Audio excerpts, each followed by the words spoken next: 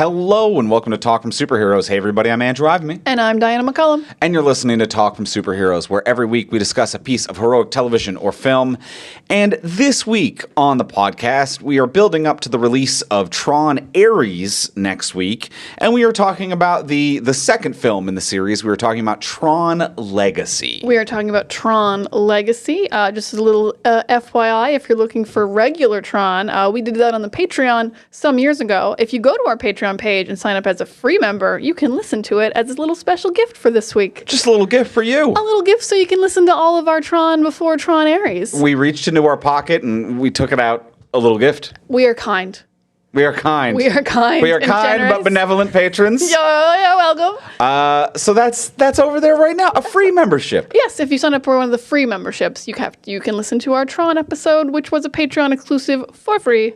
So check out that option. That's over at patreon.com/fromsuperheroes. There's free options where you get some cool little special stuff. Yeah, we post some behind the scenes stuff back there, but also there's the paid tiers. We'll talk about those later. We'll talk about those later. Then you get the newer ones like Marvel Zombies. We'll talk about those later. Talk about it all later. But there's some cool stuff over on our Patreon. As a little gift. So go check that out. And as well, before we get into the episode, if you want to check us out in person, I will remind you, if you are in the Halifax area, we will both be at HalCon from November 6th to 9th. I will be moderating panels. Diana will be boothing it up. So pop by Diana's booth, get a copy of Sex Lives from Superheroes, signed from the artist herself, and also just hang out and say hello. I'll probably be around if I'm not moderating a panel at the time. Say hello. We're also doing a panel together. We will also be doing a panel. We're busy, and we hope to see you there. That's right. And on top of that, even if you're not at the con, but you want a few laughs,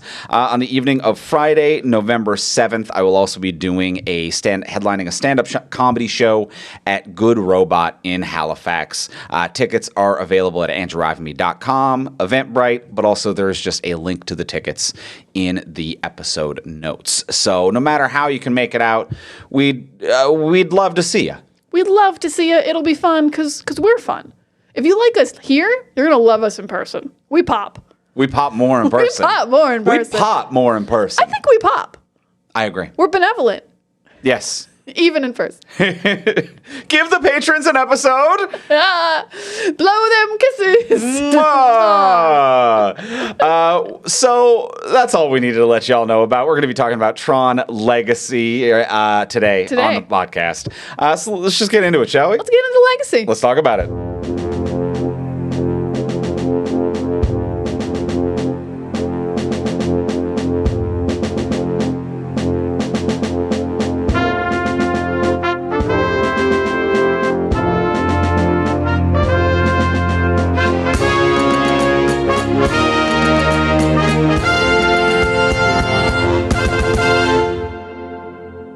All right, we have seen Tron Legacy, the second film of the Tron series. I've seen it before. Had you seen it before? I had seen it before. Because we're going to talk about how I Berenstein Bared it. Oh, that is correct. There were some things that you misremembered about the process of the film. Well, let's start with the usual, the simple question. Diana, did you like it? I did like it. I think I liked it more than I would think I would for a movie that's 2 hours and dumb. But yeah, I did like it. It kind of moves at a pretty nice pace. It's always visually interesting. There's a lot going on. Garrett Hedlund seems good until Jeff Bridges shows up, and you're like, oh, you're only fine, and Jeff Bridges rules. So once Jeff Bridges shows up, you're like, we're having fun. We're playing jazz. He's saying the word jazz a lot. So yeah, it's dumb, but it's dumb in a way that you're like, you know this is dumb. You're not up your own ass about it, I would say about Tron Legacy. So yeah, it's a good enough time. It's not great, but it's not bad. It's fun. For a 2-hour movie, that isn't great. It actually moves at a pretty good pace. I wasn't bored or anything. A lot of actors you don't think are in this, and so every 20 minutes is another what, you're in this? And that's just kind of fun and crushing it. Michael Sheen's here, you guys, and you won't miss him. He's noticeable. So yeah, surprised by how much fun I had with Tron Legacy, and it's really bright, and that's cool. I like all the lights. Sometimes that's all you need. Andrew, did you like Tron Legacy? I'm fascinated by your initial review because I really got the vibes that you hated it.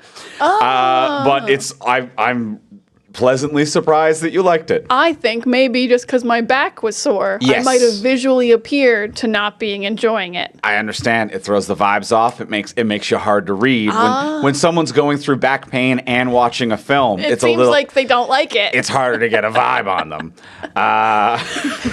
So yeah, that's what happened there. If you want me to solve this mystery right at the gate. Yeah, it might be as simple as that. It reminds me of just on a tangent anecdote, the time that I saw Chelsea Peretti do her stand-up special. I know, I can tell. And I did not yet know that I had been food poisoned earlier that day. So it was at the Just for Laughs Comedy Festival in Montreal. It was me and 3 friends, and we were seeing Chelsea Peretti run what I think eventually ended up being her Netflix special. And it was an incredibly funny show, and I did not laugh for the first 20 minutes because I'm just like, what's going on inside of me? Keep it together, Andrew.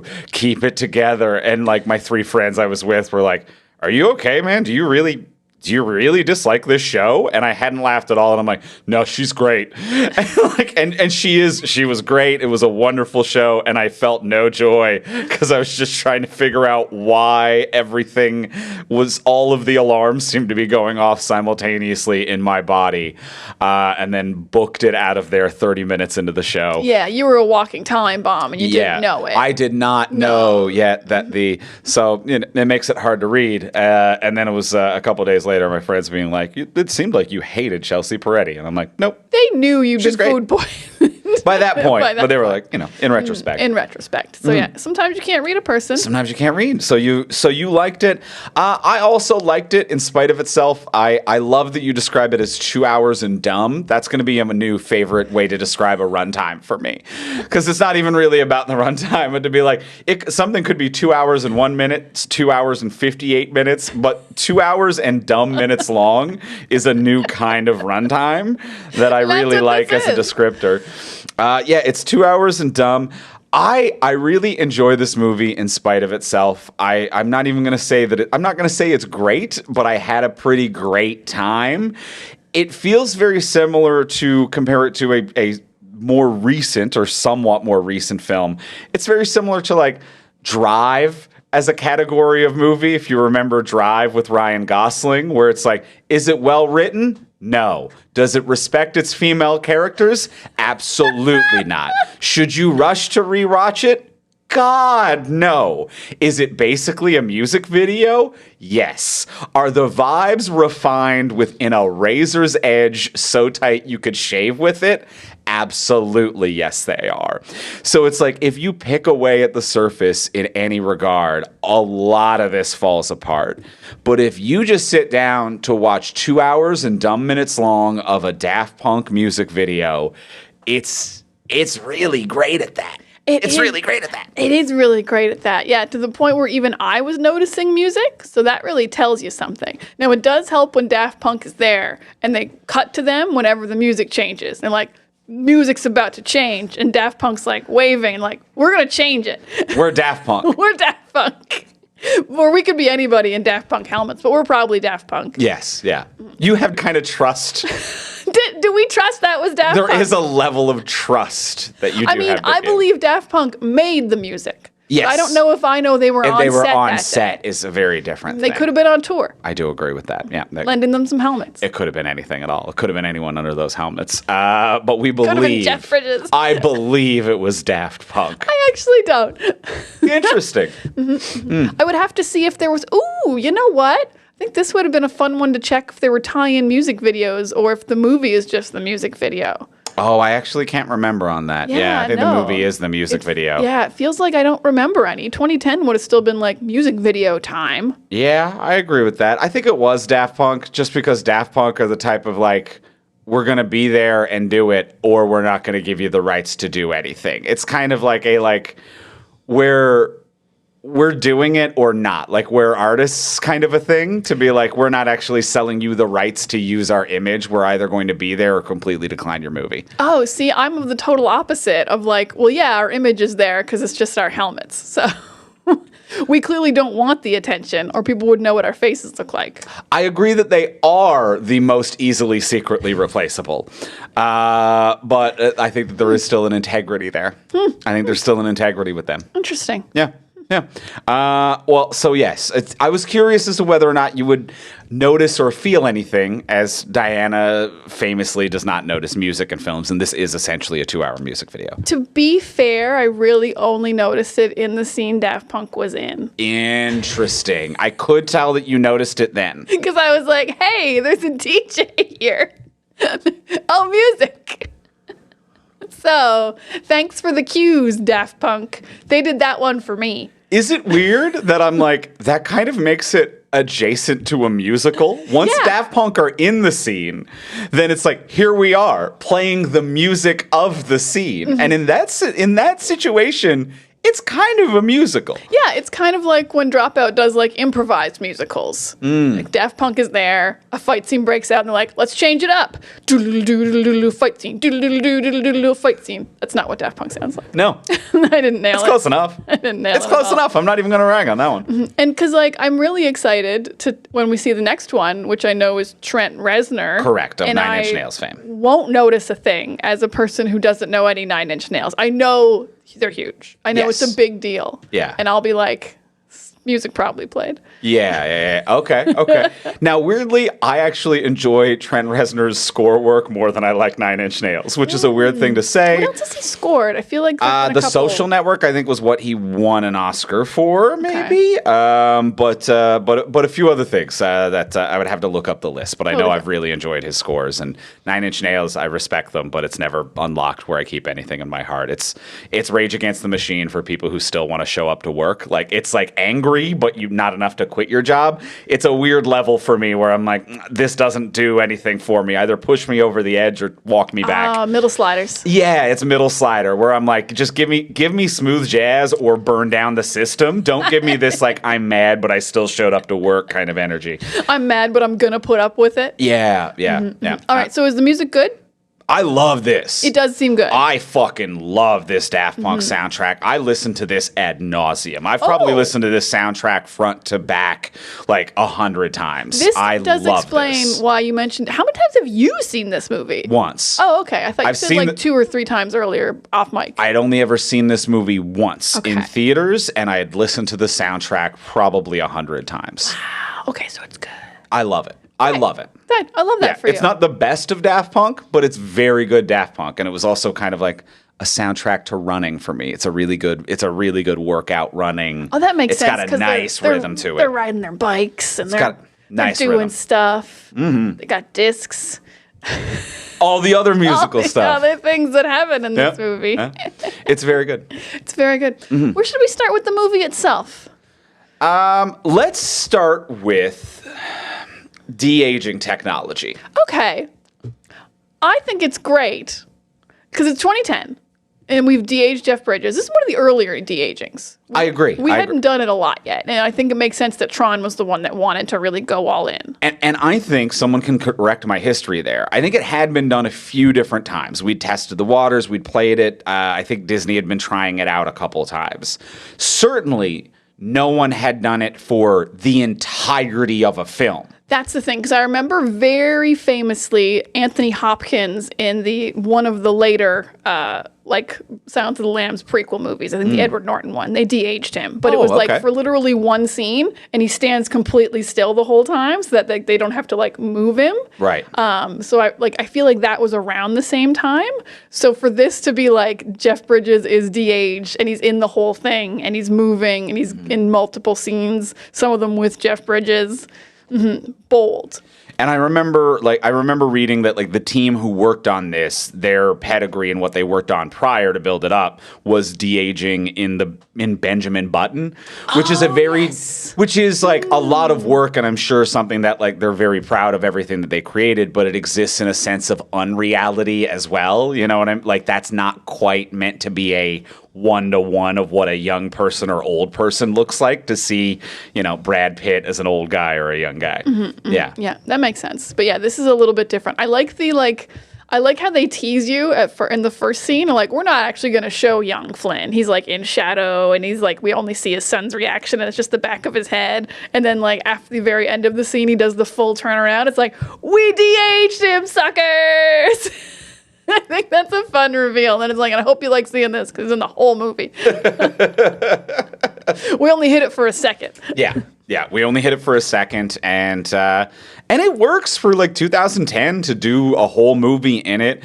You know, obviously the entire film is this big visual production, but they went for it, and it works, and the de-aging works, and it's particularly good for the time. For the time, it's particularly good. I actually really like watching it now in 2025 because other than the scene where he's like talking to his son in the flashback, the rest of it is just Clue inside the video game. And I'm like, and he looks like a current day video game character. Yeah. The 2010 de-aging technology is the 2025 video game face technology level we're at. Yeah. So it's cool that like when they're in the computer, Flynn looks like a video game character that's as lifelike as we currently get on video game characters. And I think it's not intentional at all, but it makes it actually a really cool 2025 viewing experience. Yeah, I agree. It doesn't look like not quite there de-aging. It looks like a character you tried to make look like a video game guy. Yes. Yeah, I agree. He looks like he belongs in that world. Yeah, it's not distracting. It's like, oh yeah, that's like Geralt from The Witcher talking to a real human.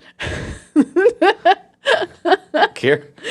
Okay. As in a video game video character. game Geralt. Sorry. Yes. I was just like, I guess he's not quite human. No, I was going with Geralt is my go-to video game. I went too deep into the lore. I went too deep into the lore, and I was like talking to like an elf or human or an elf. Or Henry Cavill's more topical lately, so this is fair. Yes, I understand. Or Liam Hemsworth. Whoever your Witcher is. We'll see you later the year, I think, or whatever the fuck. There's a trailer, so you're coming. We'll see you at some point. Actually, I do have to check if I have that on our schedule. On our schedule, I can't remember when that one comes out. But yeah, so the de-aging tech, it works. It's fun. It's especially fun inside of the system. Yeah, once they get in there. Once they get inside the grid. Once they're in the grid. Uh-huh. Now, most of the stuff I want to talk about, even though I acknowledge this movie's dumb, is just goofs I don't understand, and that baffle me. I love this. Let's get a goof list going. What do we got? Okay, I need everything explained to me about eating food inside the computer. Yeah. Yeah. Because Flynn and his son are humans. Yes. Inside a computer. Flynn's been there for 21 years. They make a point to say that they have to have dinner, and then we see them eating the dinner. And it's peas and a full pig. A full with the head on it and everything pig on the table. Yeah. Yeah. And they seem to require sustenance. Where did that come from? Did they teleport some peas and a pig into the computer? Because all the computers are really excited when, like, humans are here. Yeah. So I have so many questions about the food scene. Pig programs? But that's not food. That's not human food. These are humans that are just tiny in a computer. Yeah. But why do they need food? Because they're still humans. But they're not. They're not. They're computer code. No, I think they're just tiny humans now. Whoa! Okay, no, hold on. No, hold on. Hold on, no. Yes, no, hold on. Yes, because they know they're users because they still bleed because Sam got cut in the first fight scene. They're tiny humans. You think... Sam was bleeding. Sam got cut and he was bleeding, and that's how they knew he was a user. Okay, I'm gonna... They did know he's a user, and he did bleed. I'm gonna use the term "you think" here, and I don't mean it to sound as accusatory. It's me legitimately trying to understand that you are under the impression that this is a Fantastic Voyage type of scenario where he's in like a quantum realm. He's gotten so small that he's seeing the lives of the computer. This is an Ant-Man quantum realm situation. Yes. Disagree. Okay. In the first movie, I might agree with you. Yeah. The blood changed everything. The blood changed. Now, I think the blood is just he imagines that he's bleeding. Like, why does Neo bleed inside the Matrix? And it's because you perceive it and your avatar reflects what it is that you perceive. Interesting. Which is also why I think that Jeff Bridges is God at some points and can stop and move and bend reality at his whim because he is the user. That's a different conversation about how we need to do that more. Table it. Table it. I like your Neo analogies are helping. Table it. That is their perception of themselves based on their creation. So I think that they are being converted to straight code, almost comparable to a Star Trek teleporter where it's they have been physically destroyed. Ooh, they are in the buffer. And they are in the buffer, and now they are living a life in the buffer, kind of a thing, without being sent out. And that's also why time is moving differently as well. So they are living an experience. So I think a Star Trek teleportation buffer is more comparable than a Fantastic Voyage. But to be fair, that was just something I presumed to be obvious about this film, which in retrospect never makes any of it clear and is all gobbledygook, and it's 2 hours and dumb minutes long. It's 2 hours so and your dumb. idea is as valid. I was just taken aback. No, everything you're saying makes sense, but I will push back and I will say they need to eat, they're bleeding, and Jeff Bridges is aging. Just three things that are I'm in a currently organic aging body. That is interesting. There are definitely implications of organicness. There are, but also, your answer does explain why the fake food is even there. Like it's not real food. They just like eating supper because they're humans and they're used to having supper. Yeah, or they've imagined some food. Or they even need to imagine having supper in order to keep going, much in the sense that it's all imaginary. Imaginary in the sense of like digital, where it's like they also need to imagine not getting stabbed in order to survive. It's like they need to imagine traditional human conditions. I love imagining not being stabbed. I love do it too. All the time. Some of my favorite dreams are me imagining not getting stabbed. I'm not fully convinced, but I'm closer. You're getting okay. Yeah, if he hadn't bled, I'd be. Wow, they shrunk down real small. I think they're tiny. I think it's like the Honey, I Shrunk the Kid laser. It's the exact same style. It is. You know what? And my mind immediately went there. When you said it, I was taken aback. And the moment, the turning point for me where I was like, no, Andrew, hear her out and sound it out, was when I started picturing the laser beam. And I actually did think, that's the exact same prop as Honey, I Shrunk the Kids. It's the same prop. That's the same laser beam. We've seen that laser before, and it just shrinks you real small. It does. It previously shrinks you real small. Similar lasers have shrunk people real small. I've shrunk you real small. Interesting. Interesting. Yeah, I don't think the computer programs are small in there. I think it's all just a manifestation of what they are. I think it's closer to the television series reboot is what's going on in there. I mean, there's a few things going on. It's the Matrix Fifth Element reboot is what's happening here. Those are the three things that this movie's plot is. Fifth Element reboot. Yeah, that's a lot of it. Yeah. Because I'm also I don't really understand, I guess, the structure of the society on the grid. Because it feels like everyone who's not like a henchman is being abducted, but then I don't know who the people watching the games are. It's all these programs who are like, yeah, kill them. And I'm like, I feel like you all have to get turned into henchmen. And this was not like a lure to just get you here to turn you into bad guys. Okay. Yeah, I guess I don't understand who the other people on the grid are. Other programs? Other programs? There's other programs. I want to know what the programs do. Like, I'm Photoshop.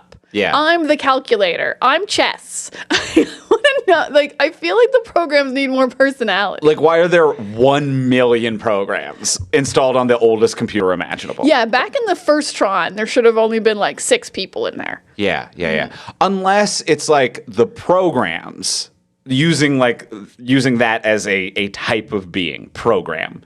is like a full program. You know what I mean? Like Clue is the like antivirus, like Clue I think is the system administrator. Tron was the antivirus type of a thing. They're full on complete programs, which is why they are more complex and dealing with more than anybody else. And maybe the other people going around are just like bits of code, which is why they don't necessarily have as much autonomy, thought, or personality. Maybe I'm run.exe. Yeah. I'm the search function. yeah, or even like I'm a piece of a search function. Like I'm not even anything. Yeah. That could explain some things. Yeah. I kind of like that. Yeah, that's also very reboot style of like people didn't get like individual programs in Reboot, but characters were more fleshed out, and then like the lower characters who were all boxy all were like, I'm just kind of a guy. Some of them were literally zeros and ones. Yeah. Oh, they were zeros and ones. Yeah. So the size of their file affected what their personality and physical size was in Reboot. So maybe it's a similar adjacent thing here. I like that. Okay. Yeah. I still would like to know what some of them like more programs are, but that would probably just be like, that would be my like Lego movie version of Tron. Okay. I'm Photoshop. This is what Photoshop's like. That's fun. I would still see that. That is fun. That's a fun. That's kind of fun. Movie. It's a fun, different thing. Yeah, that's Inside Out, but with computer programs. Yes, it is. Yeah, that's fun, but different. God, the idea that they got real little.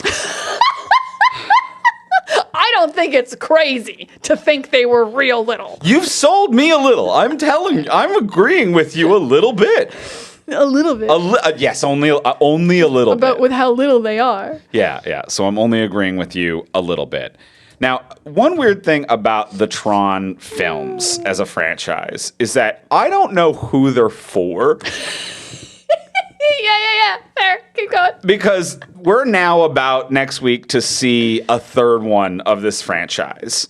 15 years later-ish.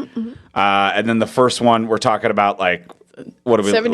Like, I think it was like late 70s? 30 years difference between the 1 and 2, and 16 years difference, or 15 years difference from 2 and 3. And the first two, and I'm willing to bet this third one that's about to come out, were not super financially successful. Like they weren't huge hits. They do have a cult following and a very intense fan base that isn't that large to make them a hit in any way. So I don't really know why Disney keeps making this, with the exception of the idea that they're just making it every generation. Disney must make one Tron to help train a new generation of visual effects artists to do something weird. Every generation needs one Tron. Otherwise, they're like, new visual effects artists won't know the things that we need them to know. It's like the first one, they're like, let's deal with photoreactive film. Let's totally revolutionize everything. The second one, they're like, we need to train a bunch of people on how to de-age some faces. We're Disney. We're going to be working that pretty hard over the next 16 years.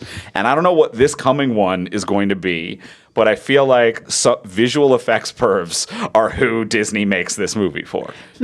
I like this theory. I can get behind this because I've had a similar thought of like, who is this for? A franchise with so few movies that isn't really that beloved. Yeah. Is interesting. It almost feels like they make them just to keep the rights every couple years.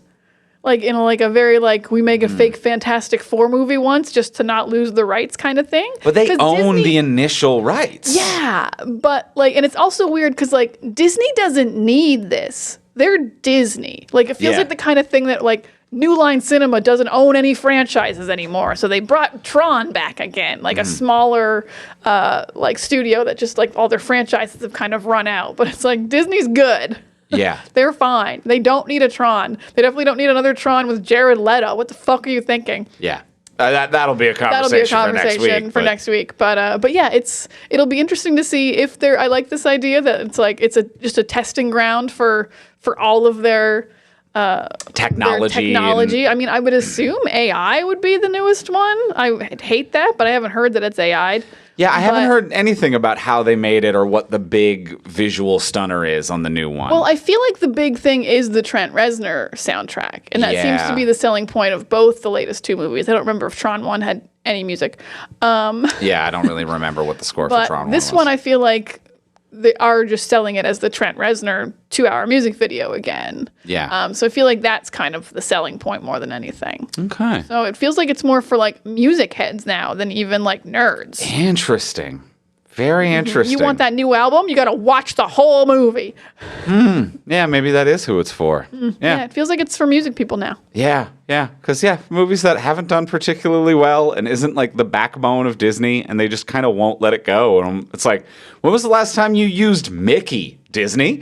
What are you doing dusting off Tron every 15 years? Mickey's such a loser. I don't know why he's the head of the fucking company. Right? When was the last time they used any of their classic animated characters? Maybe like Goofy movie? And that's been a Goofy movie fucking minute, slapped, though. but That's been a minute. Maybe they peaked. They were like, we're not topping Goofy We're not. movie. You know Goofy what? movie's really good. Withdrawn. No. I'm not saying you don't have to withdraw. I'm still withdrawn. Okay. He's withdrawn, everybody. I'm still withdrawn. Let's talk about the stars of this movie a little bit. Cool. So Jeff Bridges, they threw him in the de-aging machine, but he's also playing himself at his natural age in this as well. And I get that they were trying to go for the idea of a man who was zapped out of the 80s and has now been living in a computer, so he does not have any new cultural slang or cultural touchstones of the 90s or 2000s. He's still kind of in the 80s. But that just makes him the dude. Like, he played this iconic, really kind of laid-back 80s adjacent character in The Dude. And it's like, I get, but when he's saying stuff like, radical, man, and it's like, no, that's The Dude. And I get, you're trying to sell that he's still using 80s slang, because that was when he got zapped in. But I don't know, it just feels like The Dude at times. Is he the dude, or is the dude Flynn? Because the first Tron came Flynn first. did come first. So is he not just copying himself in the dude? That is a tough my one. counter argument. That is a tough. I feel like Flynn, initial one Wasn't this duty? Wasn't this duty? He was a little bit more rebellious, like fuck you, and like this Flynn has aged into the dude a bit. He has. I don't mind it as someone who only saw The Big Lebowski once when I was too young to see The Big Lebowski. Understood. So to me, he's more just Flynn, and I'm like, Flynn rules. Flynn, he does rule. So I don't care if there's little touches of the dude personally, because it's still fun to be part of. it's really fun to be part of. It's really nice in contrast to Garrett Hedlund's like only a little bit fun but not too serious Sam, his son, who's doing like a fine job but nothing like notable. And then here comes Jeff Bridges. He's like, I'm the dude in a computer. And it's just so instantly fun. Not like iconic or over the top. It actually is like he kind of sparingly uses the like dude, bro, biological jazz, man. Biodigital jazz. Biodigital jazz. Yeah, they started creating themselves like biodigital jazz, man. I'm like, fuck me. He just said biodigital jazz, He doesn't man. sound like a man who knows how to code. I'll give him that. Like, I don't know if he had to just, it's been 20 years. Maybe he doesn't know how to code anymore. He just codes by fucking touching things. Yeah, he's God now. He's God. Now, we also haven't talked about the moment where Clue, as de-aged Jeff Bridges says, is my purpose still to create a perfect world? He's like, yeah? Yeah. Yeah? And then tries to murder him. The, It's the greatest scene of any movie. the line read for what I imagine in writing was ellipsis, yeah, question mark, is I am going to say one of the greatest single word line reads anyone has ever fucking done. It's so much of a man who knows that it's like his friend is now his nemesis and he's about to battle, but there's nothing he can do. And he's already started saying the word yeah, and he can't go back and change it as well. There's a stutter in the middle where it's like, yeah, like it's like he knows that he should have said no, but not until halfway through the word. There's so much more end of the word than beginning of the word. It's beautiful stuff. You really get to have fun with a scene when you're playing both characters, because you're not going to get surprised by what the other guy's doing. Like, But somehow Jeff Bridges does. I see what's surprised. He was surprised. He's like, Clue came in kind of hot there. It's like, Jeff Bridges, you recorded that weeks ago, my man. didn't remember what he recorded, so it was like, yeah. They played it back for him, and he's just like, whoa. Tron, protect me. Oh, I came in hard It's there, the best acting he did the whole movie. I came in hard there. Oh, man. It's such a good moment. Such a good moment. Watching the whole movie's worth it just for that. Just for that line. Yeah, because not a lot of the dialogue is banger, but like that is. No, not a lot of the dialogue, but some of the performances, because we're on performances. Can we move on to Michael Sheen? Let's talk. Well, yeah. Oh. Yeah, well, I was just for Garrick Hedlund, who plays Sam, just to kind of breeze across it. You mentioned a fine job, nothing particularly noteworthy, but pretty good, pretty good. Yeah, he's likable. He's having fun during the action scenes, but he's not like annoying, which I think this character could be. If you played him up too much, of like, I just like motorcycles, I'm the best at motorcycles, or something like that, could be like slightly annoying. So like he's likable enough, but then Jeff Bridges just like blows him out of the water. Yeah. And when the movie started as well, you brought up the fact, you were like, Garrett Hedlund always reminds you of Charlie Hunnam. Yes, a little bit. And when the movie started and you said that, I was like, I don't see it. There's just no Charlie Hunnam in him. I just don't see it at all. Then I went and looked at his IMDb. Gun to my head, I would have bet our lives that Charlie Hunnam was one of the four brothers in the film Four Brothers. And he was one of the four brothers. And it was Garrett Hedlund who was the brother in the film Four Brothers. And legitimately, I was like, yeah, I remember Charlie Hunnam from the television series Undeclared, and then he made the move to films in Four Brothers. I really thought that. So there are, I guess, moments of Garrett Hedlund's life where he is completely interchangeable with Charlie Hunnam. Yeah. Because I can't think of the specific ones, but I like sometimes you'll see a trailer and you don't see someone's full face, and I was like, Hedlund or Hunnam? Which one were? They got which one was that? Hedlund or Hunnam? Yeah, they do have similar naming schemes. Similar as naming well. things. Yeah. Well, since we're on fake memories, actually, let's do Cillian Murphy for a second. Oh, sure. Because of a similar story that I have. Cillian Murphy is in this movie, and an uncredited role. He has like 3 lines in a boardroom scene set in reality. And as we watched this movie, Andrew said, "Oh, Cillian Murphy's in here?" And I confidently said, "Oh yeah, he's in this a lot." I've seen this movie exactly once and have a solid memory of Cillian Murphy doing multiple scenes. And he just has 3 lines and never comes back. And I am fully Berenstein-Bearsing freaked out by this. You've like, imagined a completely different universe. For a movie that I don't care about, why have I made up scenes? Yeah. That is weird. For an actor who I only feel fine about, like I like Cillian Murphy just fine, but he's not one of my boys. Sure, yeah. I'm not picturing other scenes he's in, other movies he's done. I'm like, why do I have a solid memory of him being in a bunch of stuff? Just being in so much stuff. You must have conflated it with something else, or maybe there's a director's cut of this or something. I just don't know. And he's like, he doesn't do like a lot of movies where he's just a nerd in a boardroom. Yeah. Not his style. So I'm a little lost on that. But you were so confident. I reacted to you like Jeff Bridges being confronted with Clue, where I was like, "Oh, Cillian Murphy's in this." And you're like, "Yeah, he's in this movie a lot." And I was just like, "Yeah." Yeah. And I was like, kill you. Pretty sure I don't remember him being, but all right. He's not in the soundtrack I listened to hundreds of times.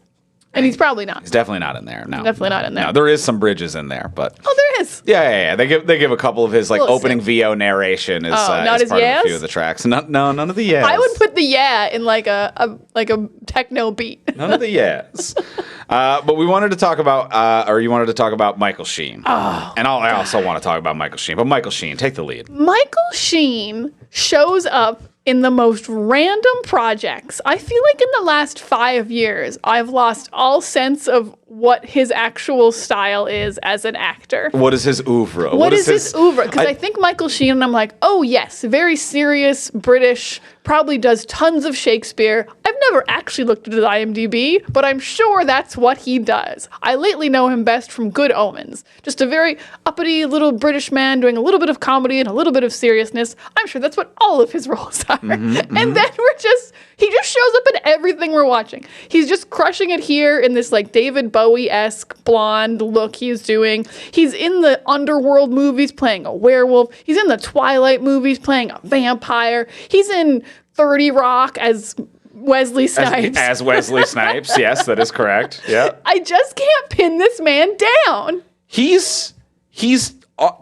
can't be understood. He is unknowable. Yeah. And he seems so knowable. He seems like you get him. I feel like I get him. I've watched like that like fun like when we watched Underworld and it was just like, yeah, he was married to Kate Beckinsale. and he looked hot and we were like, what? What? He popped his top and had abs and took over his ex-wife's franchise? And I'm just like, who is this fucking dude? You're in multiple Twilight movies as the villain? Sometimes you behave like Colin Firth and sometimes you behave like Vin Diesel. And I don't know who the fuck you are cinematically. But you also but he also doesn't like disappear into the role. He's still always Michael Sheen.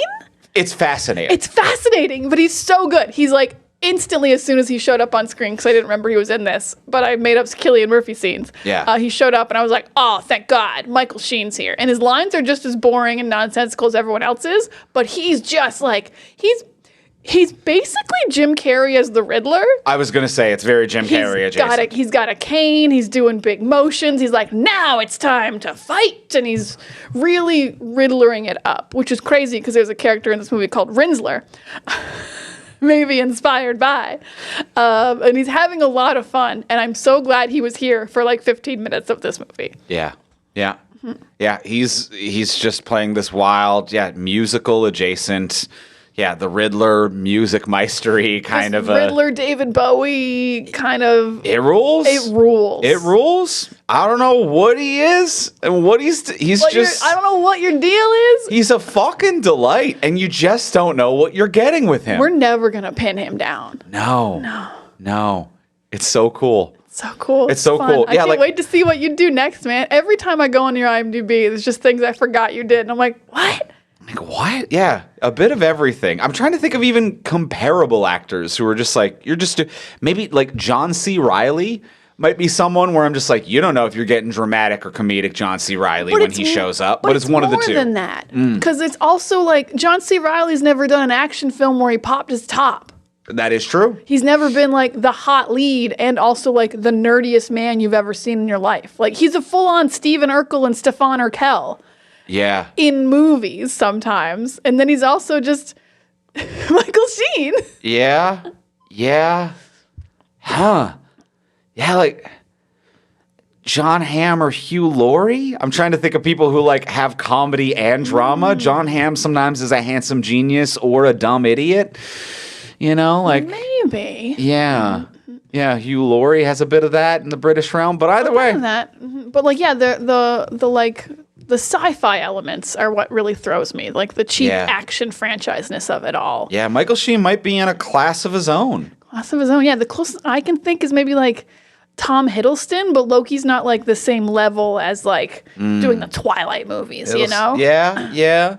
I mean, Hardy could maybe be in there too, but he doesn't have the comedy. He doesn't have the comedy chops, but Hardy is also all over the map. Tom Hardy is all over the map. Yeah.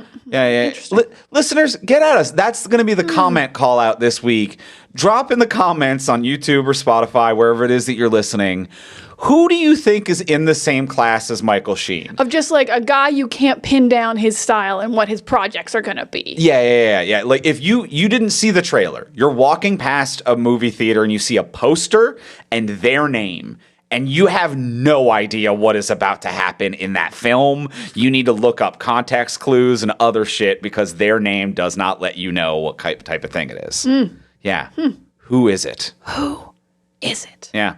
Michael Sheen. That's Michael Sheen. But yeah, chewing the scenery, having the best time, doing wonderful stuff. Good for you, man. Yeah. Good for you. Good for you. I'm glad you're living your best life. You're having so much fun. Mm-hmm. And then to round out the cast, and I think this will kind of like bridge more into the writing than anything, is Olivia Wilde as Cora. Not spelled how you think it's going to be spelled. Oh, fuck, you're right. It is not. All the names in this aren't spelled how you think they're going to be spelled. Zeus isn't spelled how you think. Cora's not spelled how you think. Clue, not how you think.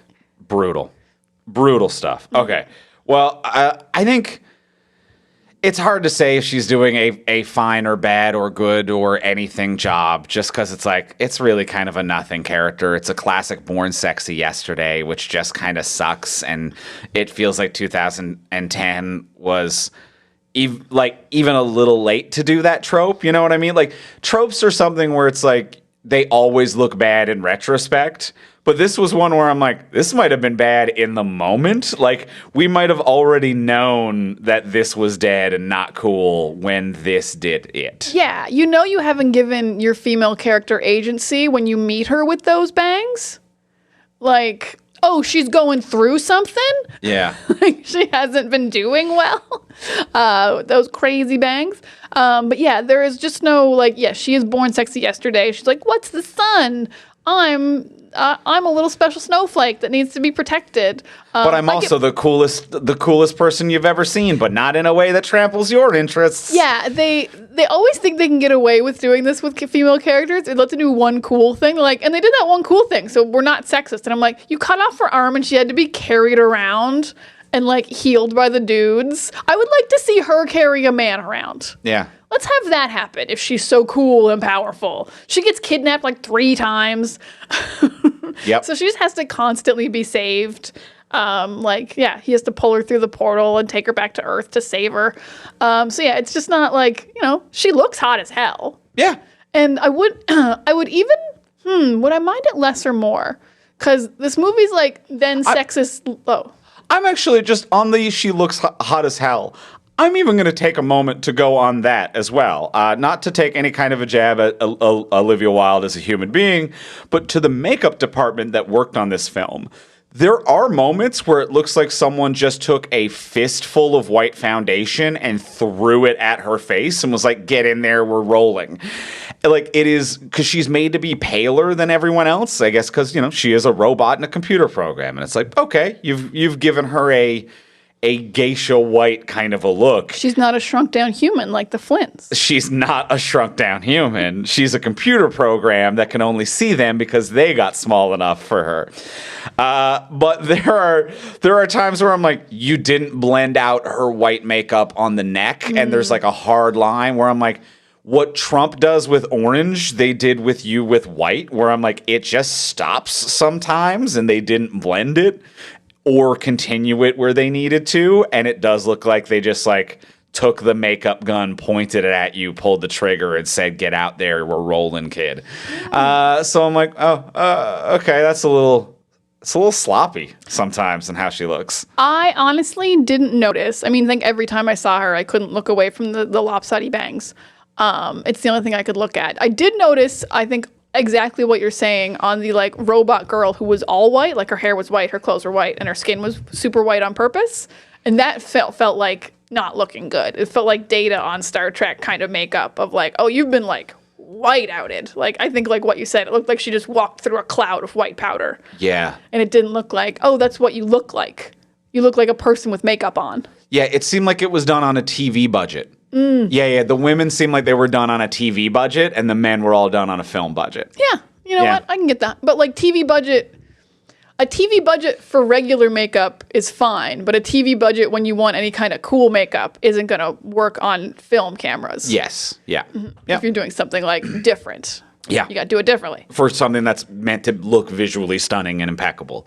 Yeah. And it's probably also not helped that like her entire suit's lighting up and like every imperfection is like, there's so much light on it. That's entirely fair as well. Everything is lit to the max, especially that like White House they live in. Yeah. Whoa. You got to get that makeup right. You got to get it right. But that's on the makeup department. It's not on the Olivia Wilde, and then on the writers for being Born Sexy Yesterday. Yeah, she's Born Sexy Yesterday. She gets to do like one cool thing, which is save Flynn from the first arena fight he's in, and then she doesn't get to do anything cool again. So that sucks. Yeah, she just gets saved, and she's super special, and she's hot. She's a baby. Just because I have no other way to segue this later. Also, the very ending of this movie is hilarious about like just shots we couldn't get because she's like, "What does the sun look like?" And he's like, "Oh, it's radiant and warm, and it makes you feel nice." And at the end of the movie, she gets to see the sun, and it's so fucking cloudy that day. She doesn't see the sun at all. It's like they're filming them on the bridge, and it's not like, it's less bright than in the computer. Yeah, It's shadowy. It's an overcast day. It's a Twilight scene from the movie Twilight. And I just found that so funny. Not even that, like, and I get that this was the day you were going to film it, so they're on the bike and you can't make it any sunnier. But to then show a shot of the sky and to not have just waited for a day the sun was out. To be like, and there's the sun she's never seen. It was just clouds. Composite in a visual effects sun. If you can de-age Jeff Bridges. Yeah. You can do a VFX sun. You can get her a sun. I agree with this. Anyway, that just made me laugh really hard at the end of the movie, that the sun just looked like shit. And love it. I love this. Here's what I would like to nitpick at. In the realm of the born sexy yesterday trope, which this character is kind of the like, what's the sun? It's so cool that you've seen the sun. And that's one of the things of this trope, is that it is one of the impressive things about a man is a thing that every human has in common. It is, I've seen the sun. All of us have seen the sun. That actually doesn't make Sam cool or interesting in any way for you to be attracted to him. You know, it's the Fifth Element, Leland Dallas, to be like, a microwave dinner, be like, that's something all of us can do. It's actually not particularly interesting. But where I think it's extra frustrating in this particular movie is that in a lot of the Born Sexy Yesterday tropes, where it's like, I'm a magical creature, I was beamed from outer space, I'm blah, blah, blah, I'm blah, blah, blah. They have nothing. Like, there's no history or brain or mentality. He should be as interested in her. And he never expresses interest in her. There's no just like, you were part of a program robot revolution? What happened? Where did you work? When they came knocking and were killing your neighbors, like, what? You haven't been programmed? You're like, life that's been created? What's the first memory you have? What was it like when you survived the genocide of your people? There's a million lived experiences that this woman has that she should be as interesting to him as he is to her. And that would actually put some of the power back in it of her being like, what's the sun? And him being like, when did you start having memories? Were you a baby? Do you eat? Like, where did you learn? Did you fall in love? What are your family relationships like? Every basic element of her life should be as exciting to him. And he literally never asks her a question this entire movie, even though the core conceit of this movie is that she is a new life form and the most interesting thing that his father and all of humanity will ever get the chance to encounter, and she has never asked a single question. That is very frustrating, especially, and I think you're touching on some great stuff here about, and also I'm just realizing, like, she is so, like, born sexy yesterday, like, has no idea about the world or whatever, but she's at least 21 years old. Yes. She's been in there as long as Flynn. Like, she existed, like, these, like, new life forms existed when he got trapped in there. And that was 21 years ago. So she's not, like, a couple days old. Yeah. Even by computer standards, she's been around long enough to be, like, have asked Flynn everything. In 21 years, she didn't ask old Flynn, what the sun looked like? Yeah. She shouldn't have a single fucking question for Sam. They've covered it all. Yeah. They have nothing else to do. They're hiding. Yeah, they should. Yeah. So yeah, he should have so many questions for her. She should be the coolest thing he's ever seen. And instead, she's like, "Oh my god, another Flynn! You already have a Flynn. You have Flynn at home. A more age appropriate Flynn. What age hangups could you possibly have? You're a computer programmer." I will admit, at the end when they get on the motorcycle together, it does feel a little bit more brother and sisterly, which I think makes sense, as old Flynn has been, like, raising her as a daughter. I do also agree with that. I think that the movie has hints of that, but they also hint at romance, and they try to have it both. And I would have liked it if they just kind of leaned towards the brother and sister element. Yeah, I think it would have been a little bit stronger.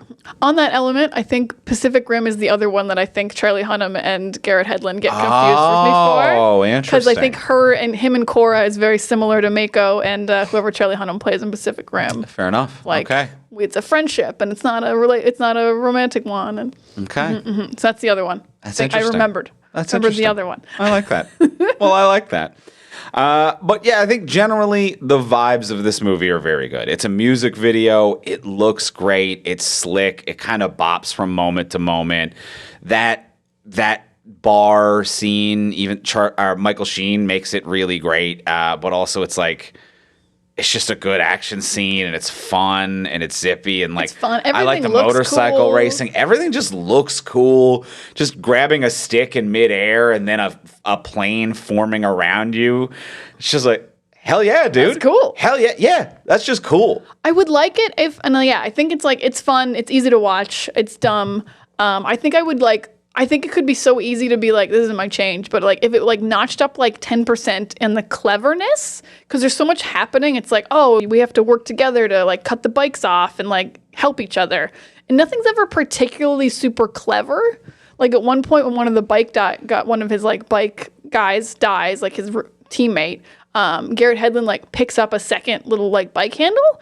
And I was like, oh, he's going to bring that out later, like later in the movie. He's like got a bike ready to go. And it never comes up. And it felt like this movie should have had more like cool things like seeded in of like clever ways that we're getting around. Like at the end of this movie, they're like, how are we going to get the memory, the identity disc back? And it's like, they just knock out like one guard and walk in.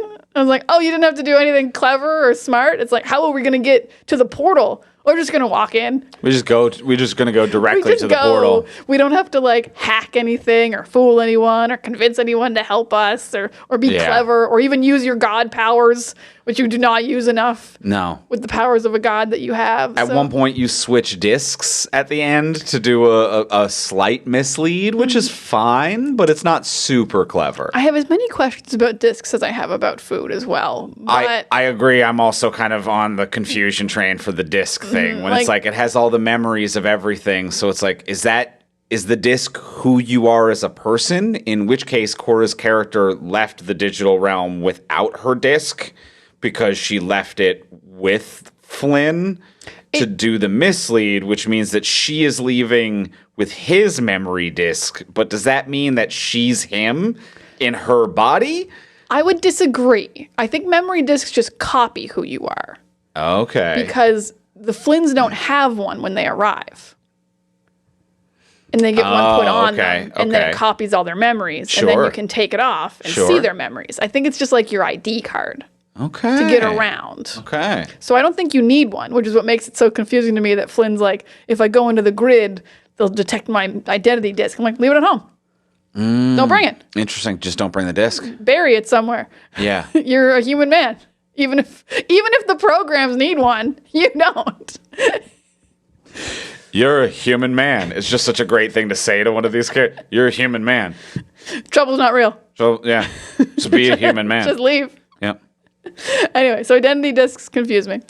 But yeah, for I guess the programs it makes sense. But yeah, like Sam doesn't have one when he shows up, and they just stick one on his back. Yeah, that's a good point. Okay, so yeah, I don't know what's up with the discs then. But anyway, that's my. But yeah, not as clever as it could be. It's yeah, it'd be cool if it was like 10% more clever. Yeah. It'd be a little bit more exciting in the last, like, I'd say the last half hour is like not that exciting.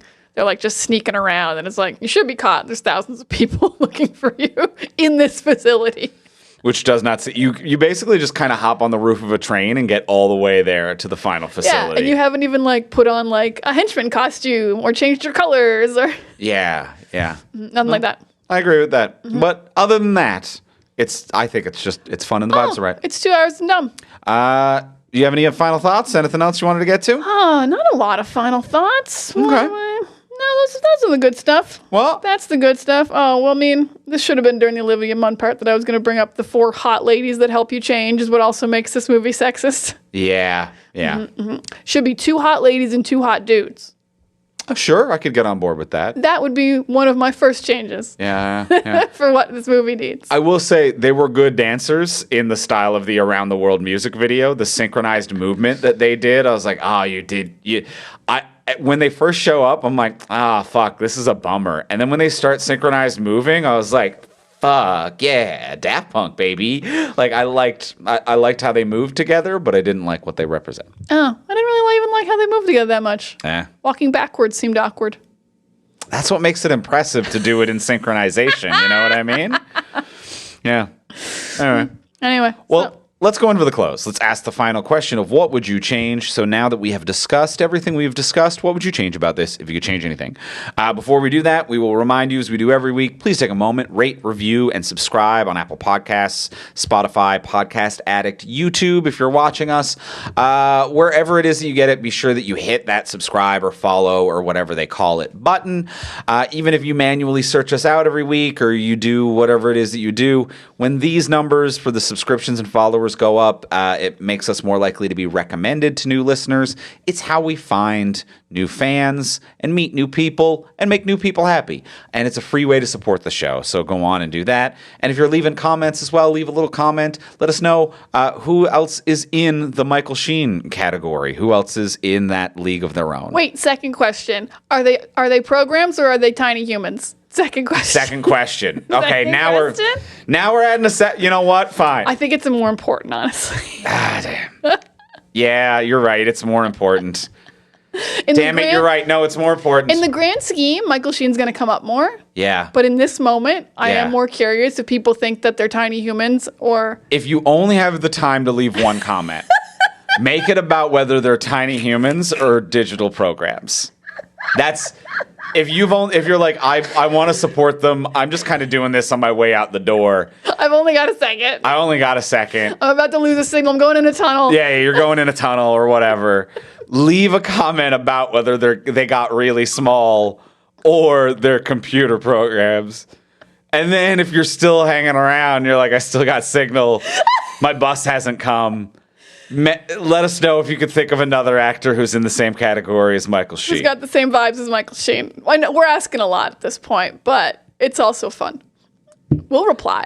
And if you want to become a patron, you can do that over on our Patreon page. It's a monthly subscription service. You can subscribe at whatever level is in your budget, including the option of free, where you'll get different cool, unique stuff. Even at the free level, you simply hit subscribe.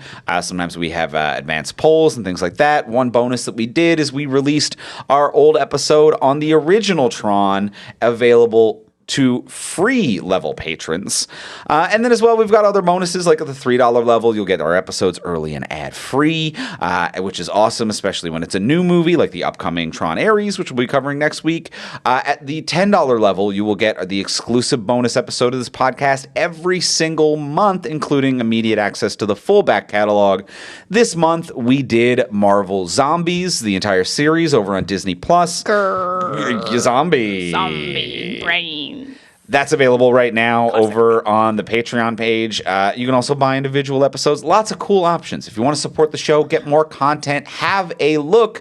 Support the content creators you love. It's the only way things get made anymore. So check out patreon.com/FromSuperheroes. That is patreon.com/FromSuperheroes. And thank you to all of our current and future patrons. Thank you so much, patrons. You're awesome.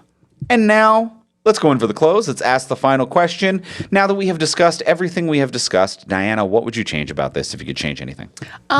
So the movie's kind of nonsense, and for me to really enjoy a movie, I'm gonna make it not nonsense. Hear me out. Let me cook.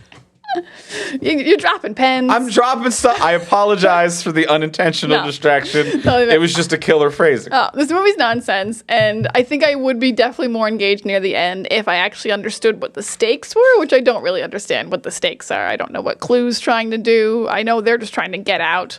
But I think there needs to be some real-world stakes, so very similar to Tron 1.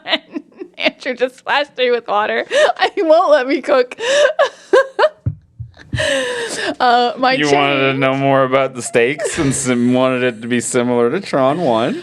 Similar to Tron 1, I'm going to put more Cillian Murphy, the scenes I thought that existed. And he's actually been working with Clue, and he wants Cora because Cora is this new life form. So he wants her in the real world. So he's actually been coordinating, and he's been trying to kill both Flynns. And it just kind of adds a more like, oh, this is the real world stakes of like why we have to get out and what could happen. And if Cora gets out and he's waiting for her, then she's gonna go into bad hands. So we have to get her out ourselves. So it just kind of adds a little bit more like we're leaving, we're getting another cool actor in here a bit more, and it's more of a like, oh, there's actual like human stakes, not just like this ones and zeros that I don't actually really care about. I don't care about any of the people inside the computer, except for the Flynns who are humans, or also algorithms. We don't know. So yeah, that's just gonna be my little change. I think it might add a little bit more tension of like, oh, we're actually trying to stop something that's real, which is Cillian Murphy like probably taking over the company or just actually kidnapping Cora and like experimenting on her. So that's my change. Andrew, what would you change? I like that. I think definitely some higher stakes could be used here. Something that affects the outside world other than just can we get out. I'm on board with that. I like that. Mine is 2. The one quick and simple one is that the de-aged Jeff Bridges, the young Flynn, we should not get a full view of his face in the real world. I thought that was poorly done. They did a great job of like that scene starts and it's all silhouette and the side, and you're like, okay, I can see, there's a few rough edges, but it's pretty good. And then when he's leaving his son's room and it turns back, it becomes this like, okay, I get it. This was the portfolio shot for the visual effects team to be like, look, we can proof of concept do de-aging. But it's still a little bit Polar Express. It's a little bit Uncanny Valley, which is acceptable once we see the digital Clue version, because now we're in a computer and it can look a little bit more computerized. So I'd prefer it if they just didn't show the full face of de-aged Jeff Bridges until it was the computerized character. I think that actually would have been a really cool choice, and like it would have like been more of a surprise because you're so much further into the movie. Yeah, and you only got a hint of him, and it's like, oh, we're surely not going to go to, oh, fuck, the team knows how to... Oh, you can de-age! So that's just a simple thing. You cut literally 5 seconds out of the movie, and it adds a lot more impact, and it makes it a lot more understandable when it kicks in. And as well, so that's just a quick and simple one. My other bigger picture one is less dialogue. There needs to be music, less style. The same amount of music, because it's almost scored the entire time. It just needs less dialogue, because when the characters are talking, it's kind of frankly the worst part of the movie. Where I'm just like, oh wow, here we're listening to Olivia Wilde as Cora talk about how much she likes Treasure Island as a book. And I'm like, this might as well be one long wet fart sound. None of this is anything. It's not anything. Clue does a big speech at the end that isn't anything, like while they're trying to escape. Yeah, a big speech from Clue. Flynn talking about even just telling the story of finding the life. I'm like, this is kind of plot relevant, but it's frankly boring. I could use 50% less dialogue. That's a lot of percent. Just gone. This is, if it's a music video, which let's be real, it is, let it be a music video that has some dialogue. Make it a musical without singing, like an instrumental musical. I don't understand why not go for the thing that you clearly want to be. So that would be a big picture change for me, is a lot less talking. I can get behind that. Yeah, like there's the talking that is here is to explain the plot, but as I said, this movie's nonsense. Mm-hmm. So we can just look at it. Yeah. It can just be nice to look at, and then we just have yeah. Yeah. We keep that. We keep the yeah. And, whatever Michael Sheen says. And whatever Michael Sheen says. And then we can just cut the rest. I'm cool with that. Yeah. Tron doesn't even speak in this movie, and it's called Tron. That's true. Doesn't have a single line. It's wild. It's wild if you think about it. Well, that's going to do it for this week's episode of the podcast. I think we improved it and made it better. We had some stakes, changed the CGI, and a little less talking. And that is it for us this week. Next week, we will be back on the podcast, and we will be talking about the new one, Tron Ares. So we'll be back talking about that next week on the pod. In the meantime, if you want to get a hold of us, you can find me online most places. I am at Ivimey, Ivimey. You can find me at Words of Diana. And you can find both of us most places at From Superheroes, and check out everything we create over at FromSuperheroes.com. And we'll talk to y'all next week. Bye.